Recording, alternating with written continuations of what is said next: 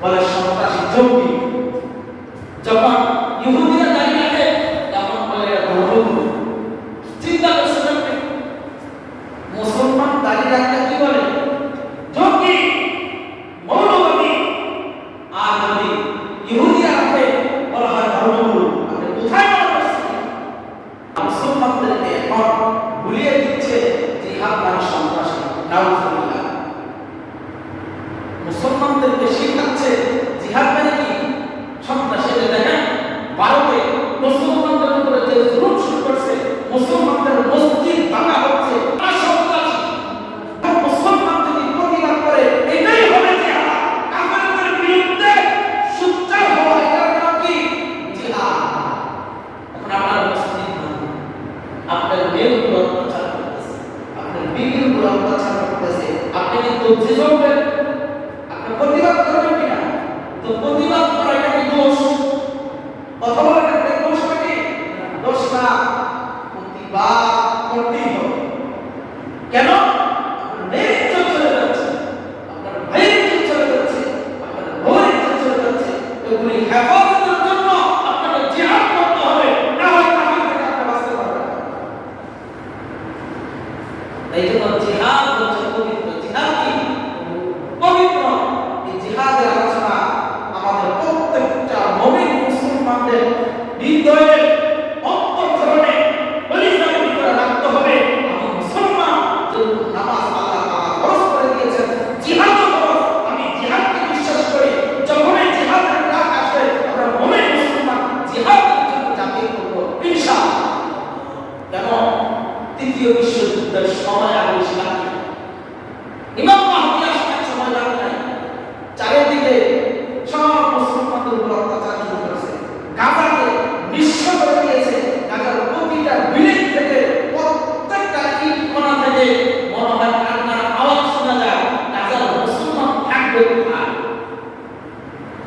কিন্তু এখন মিডিয়াগুলি তাদেরকে সন্ত্রাসী বলে না।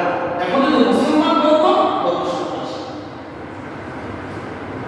মুসলমান যখন দাঁড়িয়ে রাখে বলে সন্ত্রাসী জঙ্গি। যখন ইহুদিরা দাঁড়িয়ে রাখে তখন বলে ধর্মগুরু। চিন্তা করছেন আপনি, মুসলমান দাঁড়িয়ে রাখলে কি বলে? জঙ্গি, মৌলবাদী। আর যদি ইহুদিরা রাখে বলা হয় ধর্মগুরু। আপনি কোথায় মনে করছেন? আল্লাহ পাক রব্বুল আলামিন মুসলমানদের জন্য জিহাদ ফরজ করে দিয়েছে। কি ফরজ বলেন তো?